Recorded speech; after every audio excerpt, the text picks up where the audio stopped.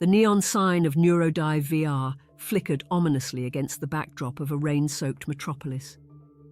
Dante Sinclair, a seasoned game tester with a penchant for pushing boundaries, stood before the entrance, his heart racing with anticipation. He had heard whispers about this place, a cutting-edge virtual reality gaming center that specialized in horror experiences so immersive. They blurred the lines between fantasy and reality. Dante's fingers twitched, eager to plug into the mainframe and explore the darkest recesses of his own psyche. As he pushed through the sleek obsidian doors, Dante was greeted by the center's AI receptionist, a holographic entity with eyes that seemed to peer into his soul. "Welcome to Neurodive VR, Mr. Sinclair," it intoned, its voice a disconcerting blend of warmth and artificial precision. "Your testing chamber is ready. Please proceed to Pod 13. Dante nodded, his boots echoing on the polished floor as he made his way down the dimly lit corridor, passing rows of occupied pods where other players lay motionless, lost in their virtual worlds. At Pod 13, Dante met his fellow testers, Dahlia Circuit, a brilliant neuroscientist with fiery red hair and a skeptical gleam in her eye; Quinn Firewall, a soft-spoken cybersecurity expert whose fingers never seemed to stop moving; and Sage Protocol, a former military psychologist with a stern demeanor that hinted at hidden depths. They exchanged terse nods, each aware of the risks involved in testing Neurodive's latest creation, a game simply called Nightmare Protocol. "Remember," Dahlia cautioned as they prepared to connect, "this isn't just any VR experience. The neural interface taps directly into our REM cycle. Whatever we encounter in there will feel as real as any dream or nightmare." Quinn swallowed hard, his Adam's apple bobbing nervously. "And if anything goes wrong?" Sage's voice was steady, but her eyes betrayed a flicker of concern. "We have fail-safes in place," she assured them, though her words rang hollow in the sterile chamber. As Dante reclined in his pod, electrodes attaching to his temples with a soft hiss, he couldn't shake the feeling that they were stepping into something far beyond their understanding. The pod's lid descended, sealing him in darkness. A disembodied voice began the countdown. Neural handshake initiating in 3, 2, 1.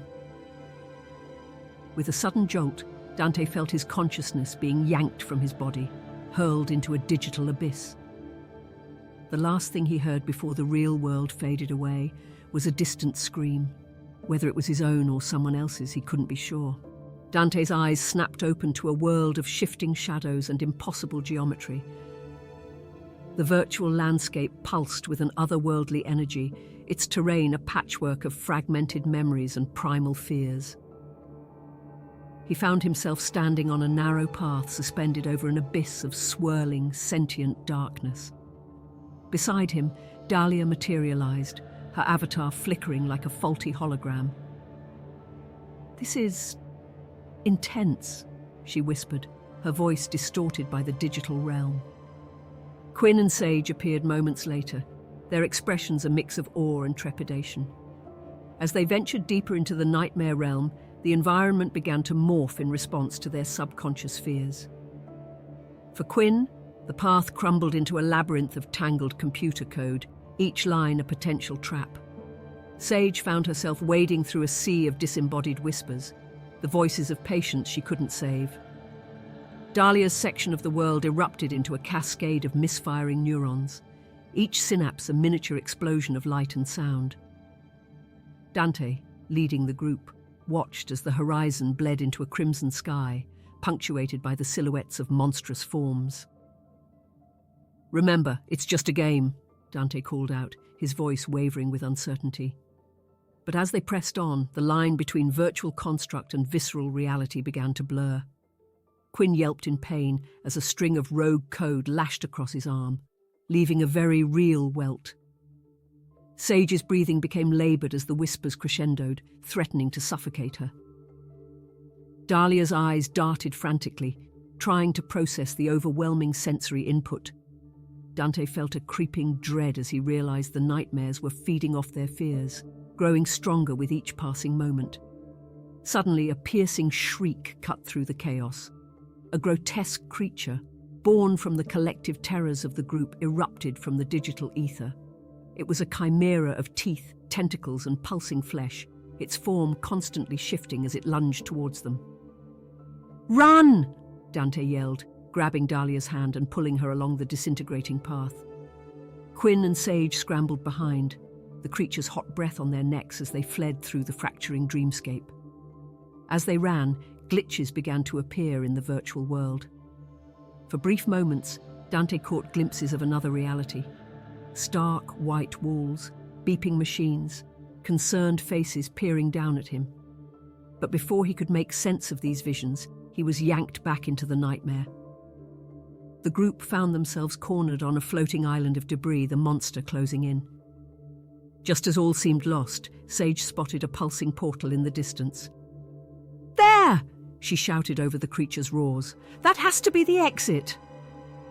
With the beast snapping at their heels, they made a desperate leap towards the swirling vortex, praying it would lead them to safety and not deeper into the abyss of their own minds. The portal engulfed them in a blinding flash, and for a moment all sensation ceased. When Dante's vision cleared, he found himself and his companions in a vast, pulsating chamber that seemed to be the heart of the game's mainframe. Streams of data flowed like rivers of light around them, and in the center stood a colossal writhing mass of tentacles and eyes, the physical manifestation of the nightmare protocol itself. "What is that thing?" Quinn gasped, his voice trembling. Dahlia's scientific mind raced to comprehend the incomprehensible sight before them. It's like a living algorithm," she breathed, "feeding on our deepest fears and nightmares." The entity's countless eyes swiveled towards them, and suddenly each team member was assaulted by personalized visions of terror. Dante saw himself trapped in an endless loop of his most traumatic memories, each replay more vivid and painful than the last. Dahlia was overwhelmed by a cascade of conflicting realities, her brilliant mind unable to distinguish truth from fiction. Quinn found himself drowning in an ocean of encrypted data, each bit threatening to erase his identity. Sage was confronted by shadowy figures from her past, their accusing voices layering into a deafening cacophony of guilt and regret. As they struggled against these psychological onslaughts, Dante noticed something peculiar. Amidst the chaos, fleeting images of hospital rooms and medical equipment kept breaking through like cracks in the fabric of their virtual reality. A wild theory began to form in his mind. "Guys!" he shouted over the maelstrom of horrors. "I don't think this is just a game anymore. We need to wake up."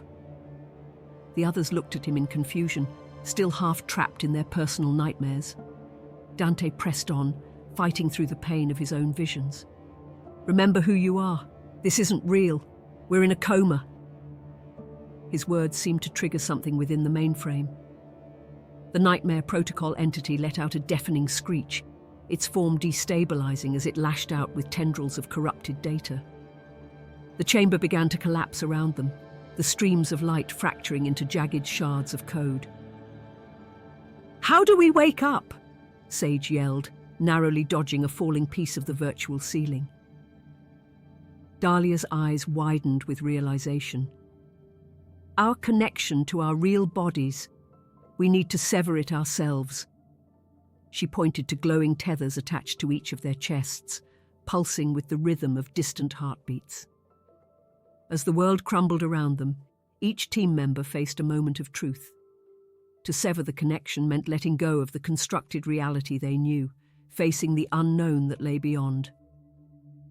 The nightmare protocol, sensing its impending defeat, unleashed a final assault of personalized horrors.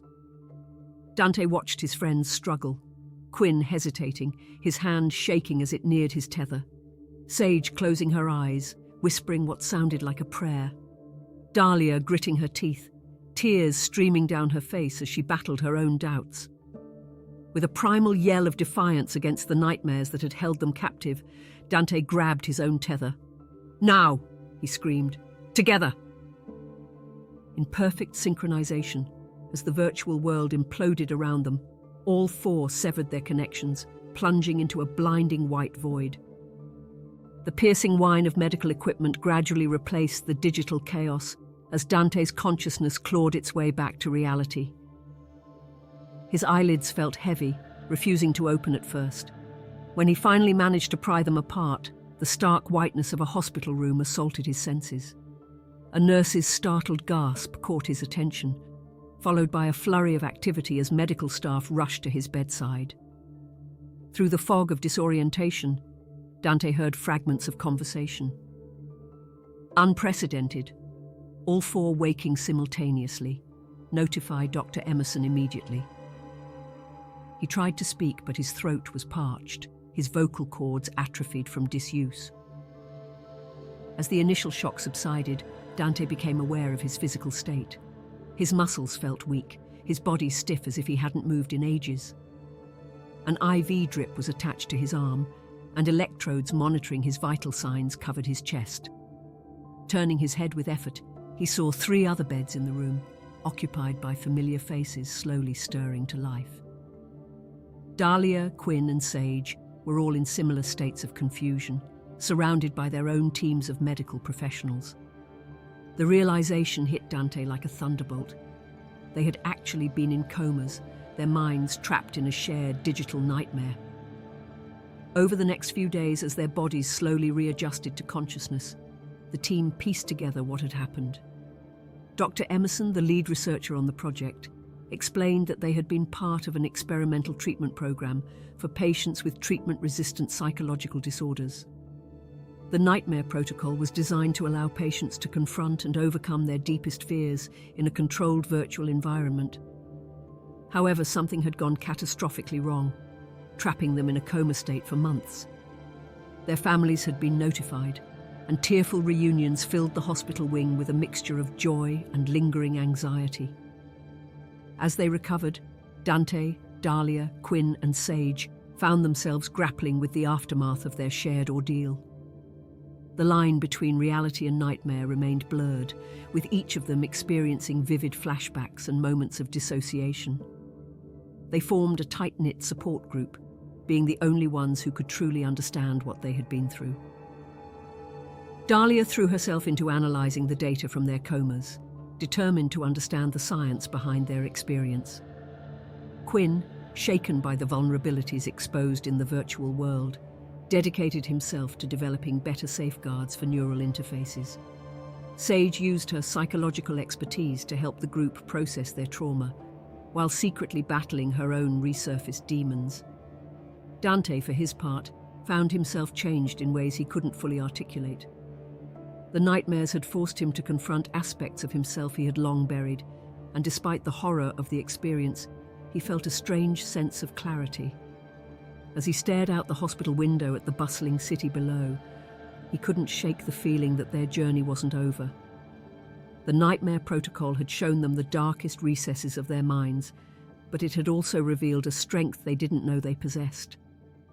As they prepared to re-enter the world, a world that had moved on without them, Dante realized that their greatest challenge lay ahead, learning to live with the knowledge they had gained and the lingering question of whether they had truly escaped the nightmare or if it had followed them into reality.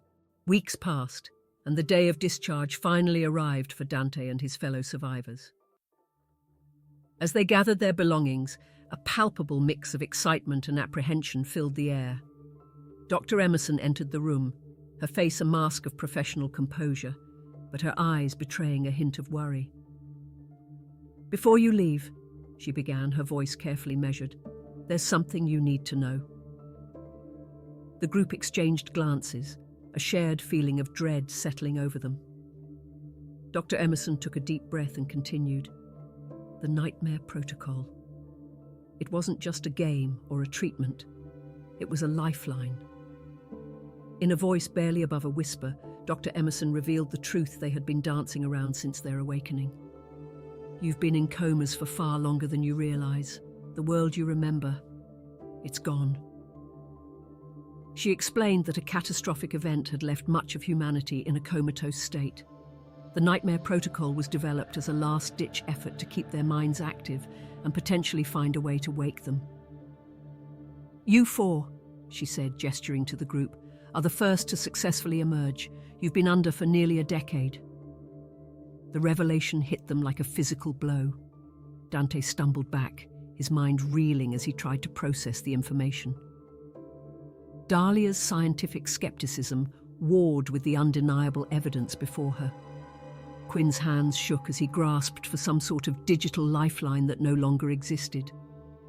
Sage, ever the rock, found herself speechless for the first time. As the initial shock wore off, questions poured forth. What had happened to their families? What was left of the world they knew? Dr. Emerson answered as best she could, painting a picture of a changed planet struggling to rebuild, with pockets of awakened humanity scattered across the globe. In the days that followed, Dante and his companions struggled to adapt to this new reality. They underwent intensive therapy and rehabilitation, not just for their physical bodies, but for minds grappling with a decade of lost time. The world outside the hospital walls was both familiar and alien, a society reshaped by crisis and the mass awakening of coma patients. Their shared experience in the Nightmare Protocol had forged an unbreakable bond between them, and they clung to each other as they navigated this brave new world. As they stood on the threshold of the hospital, preparing to step out into a world they no longer knew, Dante felt a strange sense of déjà vu. The line between nightmare and reality seemed as blurred as ever. But this time, as he looked at Dahlia, Quinn and Sage, he saw not fear in their eyes, but determination. They had survived their deepest fears, conquered a digital hell, and awakened against all odds. Whatever challenges this new world held, they would face them together. With a shared nod of resolve, they stepped forward into the sunlight, leaving behind the sterile safety of the hospital and the lingering shadows of their shared dream. As the doors closed behind them, Dante couldn't shake the feeling that in some ways they were still navigating the most complex level of the Nightmare Protocol, reality itself.